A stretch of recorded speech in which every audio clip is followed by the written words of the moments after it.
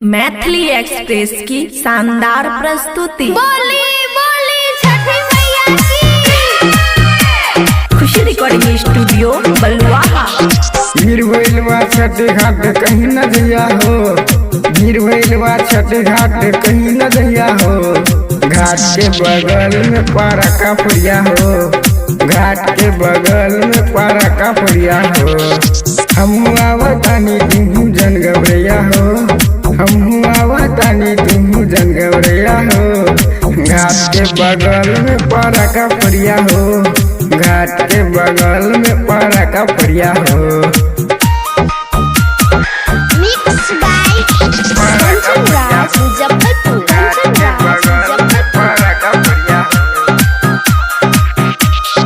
घरवा से तू आइल बारू अपना अकेल, भीड़ भइलवा छठी घाट आज हो तेरे लमरेल, भीड़ भइलवा छठी घाट आज हो तेरे लमरेल। लके और निशीना से अपन मुँह छुपैया हो, घाट के बगल में पारा का पुड़िया हो, घाट के बगल में पारा का पुड़िया हो।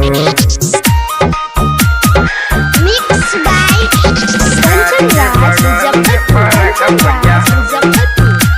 खुशी रिकॉर्डिंग स्टूडियो बलुआहा। बड़े टेंशन बाटे हमरा बढ़ता पल पल, धोखाधारी करे नाही बबी देवल, धोखाधारी करे नाही बबी देवल। चंदन प्रदीप के तू नहीं बतैया हो, घाट के बगल में पारा का पुड़िया हो, घाट के बगल में पारा का पुड़िया हो। भीड़ भइलवा छठी घाट कहीं न जइया हो, भीड़ भइलवा छठी घाट कहीं न जइया हो। घाट के बगल में पारा का पुड़िया हो, घाट के बगल में पारा का पुड़िया हो। हमहू पोरा तानी तुहू जन घबरैया हो, हमहू पोरा तानी तुहू जन घबरैया हो।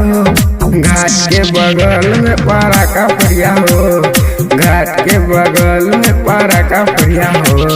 खुशी रिकॉर्डिंग स्टूडियो बलुआहा।